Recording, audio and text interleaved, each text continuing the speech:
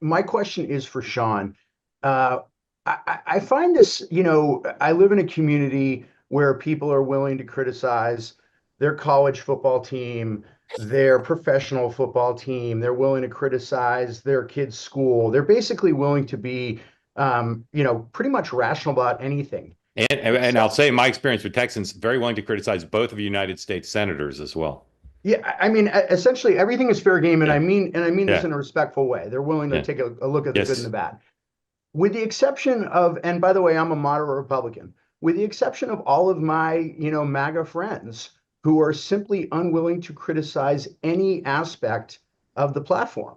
And so, in the case of Trump, I'm in favor of, I would say, kind of the vast majority of the policies. I'm not happy necessarily with implementation, but I'm taken aback by an unwillingness to say, gee, I like most of the cabinet, but I don't like Hegseth, or anything along those lines. And I just don't. It's very hard for me to foot the same individual who's willing to. There's nothing else sacred necessarily in their life. They might even say, gee, I love my church, but I don't necessarily like this pastor, or I didn't like that sermon. And I have a hard time getting my arms around that. Stephen, before Sean answers, let me just ask you what is your theory about why your friends who are so MAGA won't do it? What is it psychological? Is it practical? Is it tactical? What would you Well, say the for a reason long is? time, I thought it was that they were entirely in an information bubble. But I've started listening to kind of a wide, like I'll listen to, Ben Shapiro. Ben Shapiro has gotten very critical of certain policies. I'll listen to All In. I listen to a variety of podcasts that, for a while really were tightly, All In's not a great example, were really, kind of tightly hewed to the MAGA party line. So I thought, gee, they're getting all of their information from one source, and that source isn't critical in any way, shape, or form. But now it seems like there is enough, kind of critical news flow out there. So you don't have a theory. I don't have a theory any longer. Okay. Sean, I think it's kind of like a family. So you can't criticize my family without attacking me, right? So if you want to go after some family member, you're basically coming after me, is how I would view that. But I can go after my family. I can say, because it's how you do it and how it's felt. So if we're having a family discussion, I say, guys, I just don't like this. The family doesn't look at it as an attack, but I think sometimes when you're on the outside and you said something about a family member, the entire family takes that as a hit, right? I think sometimes people view it the same way about their ethnicity, meaning that if you say, something about the Irish or whatever, but the MAGA team, I think if you are on the team, if you will, and you are privately discussing stuff internally, there's plenty of dissent, if you will, or critique, which is, oh, I wish that guy would do this or da da da. But I think that when there's an attack on one or all from the outside, somebody who we don't believe is in the family, we're going to defend the family. And I think because we don't believe that many people who are attacking the family do so from altruistic purposes. It's not like you're trying to improve it. I don't like Trump and da da da da. And I think most of these people, I think we feel many people in the MAGA movement feel like President Trump is fighting for the team, fighting for the family, and so we're going to defend him. Sean, Um, do you think it's at all unhealthy, this dynamic? as I said, I think it would be like I said, when you get into small groups of MAGA folks and talk about particular tactics or messaging, there's plenty of opportunity for critique, but I think it's also how it's done. And it's the same way that I've said, President Trump, listen to Bill Maher the other day when he talked about his conversations with President Trump. And he said, I critiqued him on this and he laughed and he was funny. I, Somebody asked me the other day, like, about criticizing Trump. And I said, you fundamentally don't understand it. If you go at somebody like a spider monkey and tell them that they're wrong and stupid, of course they're going to be reflexively defensive. But I've seen plenty of people give President Trump advice or tweak him and say, hey, I know what you're trying to accomplish here, but I think we could probably do it a little bit better. How they do it, the context they do it matters. And Yeah. I just think that, like, and the last thing I'll say on this is that if you are a true conservative for the last 30 years, there has been a feeling of being under attack. Corporate America, Hollywood, academia, it's all been, we're wrong. We have to hide. We have to cower. We have to apologize for our beliefs. You have to use your pronouns, all this crap. And I think the idea of finally being able to stick up your head proud, put a hat on and say, I can be proud of who we are now, is Yeah. a very different feeling. Stephen, correct me if I'm getting this wrong, but let me just try to clarify something in my mind based on what you said and what Sean said. Steve Bannon will criticize Donald Trump. Elon will criticize Donald Trump. I think what Stephen might be referring to, and I think it's really important for our society, not our political discourse, is at a golf course, at a family function, at work, where we're not talking about people with media platforms, just regular MAGA people. They won't say, well, that guy shouldn't be in the cabinet, or the tariffs are going to ruin my business. They're just reflexively on message in a way that I think is unhealthy for any political organization. Stephen, do I have that right? Yeah, you have that right. First of all, I would correct Sean in saying that all of my Irish Catholic friends are very quick to go after family members. Yes, Uh, it's like their but hobby. but in a ribbing way.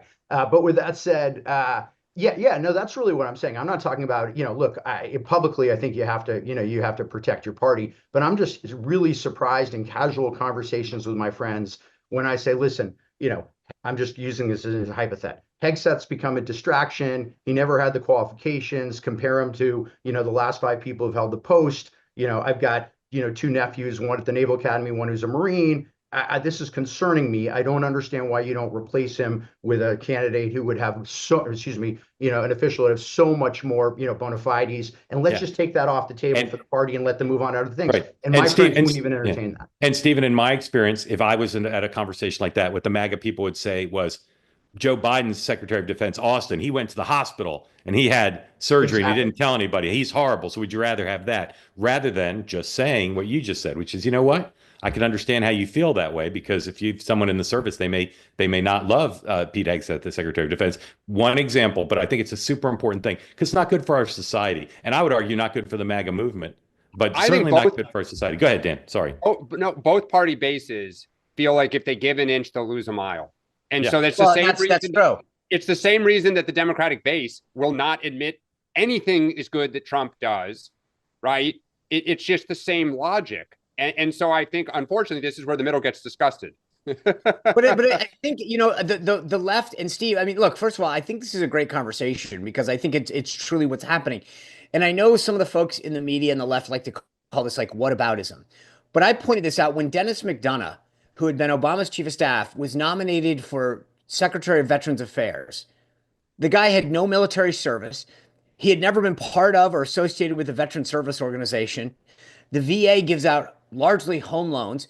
I don't know that he's ever been involved in that kind of lending at all. Medical services are another great piece of it. He has no experience in the healthcare. And yet no one was concerned about Dennis McDonough's bona fides to run the VA. When Pete Buttigieg, who had been mayor of South Bend, Indiana, that had a total of 66 buses as part of his public transportation, came up to run the Department of Transportation, and the hit against him, the one thing that Obama said is, I'm excited to have the first gay member of a cabinet, and he's also young. Those were his bona fides.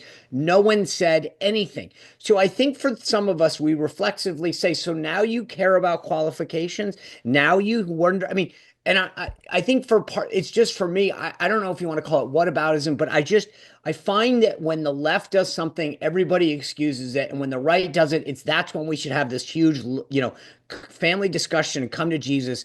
I'm so tired of it not happening. Sean, you're right. You're right. It should be called out in either party. Currently, I don't think you're seeing any shortage of Democrats, both publicly and in private conversations, being critical of the party. I mean, there's no shortage of that. I mean, so I was gonna say, they're not currently having that problem. But I'll say again, if you don't want to show weakness, been criticized, it's like Stephen and I are talking about private conversations with friends. It's incredibly alienating to me. And again, I think troubling. And I'd say it about the other party, but right now it seems to be happening more on the right. It's incredibly troubling to have these conversations where it's like, you can't possibly think that. I understand you love most of MAGA, but you can't possibly be defending like Matt Gaetz as Attorney General or the impact that tariffs are having on a particular small business in your community. Or owning a crypto company while you're sitting in the Oval Office. That is bonkers. But bonkers. I guess the point is that like on the tariff issue, I'm not defending the impact that it has on a small business. I mean, I reckon. Okay, let's forget the tariffs because it's not as clean an example. Takes Dan's last example. How could anyone possibly defend President Trump's buck raking? I mean, owning a crypto company while you're if I were running for a Democrat in 2028, I would say to my team, how can I make $5 or $6 billion in the first 100 days? Because that is what he did promoting crypto. If Chelsea Clinton opened a members only club in Georgetown with a $500,000 initiation fee, and in the written pitch is that our rich cabinet secretaries will be there without the press. Seriously? Yeah, I mean, that's like, un-effing believable. Yeah. And everyone just says, no. I mean, Sean's Sean's thought bubble is, can I get a discount on the membership? Well, no, I've already thought about that one, but I can't believe a first son would grift off of that. I mean, can you imagine somebody just getting a free ride after grifting? You guys still talk about it. But Sean, again, you're doing exactly what people in MAGA do. Now you want to talk about Hunter. I know, I do. You're right, I do. But we'll criticize Hunter. We'll criticize Hunter all day long. Yep. But you didn't. But no one, not you. But well, I did. Dan did. Got a free ride, and no one. Of course. Cared. Well, not no one. MAGA cared. Dan cared. I cared. A few honest people in the media cared. We're spending a lot of time on this, and Stephen, I couldn't be more grateful to you for raising it, because it's a huge issue in our culture, and it's unhealthy. It's politically negative, and I feel bad for you, Stephen, because I share your alienation from it.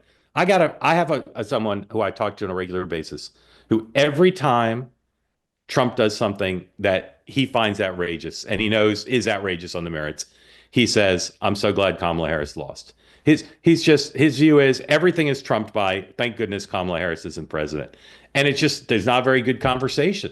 Because I really understand his view of the merits of these individual cases where he doesn't agree with the president, but that's his posture. Hey, want to be part of the two-way community all the time? Hit the subscribe button. Great video clips like this, plus conversations like no other, full episodes and more, always available on this channel. You got to hit subscribe to never miss a thing.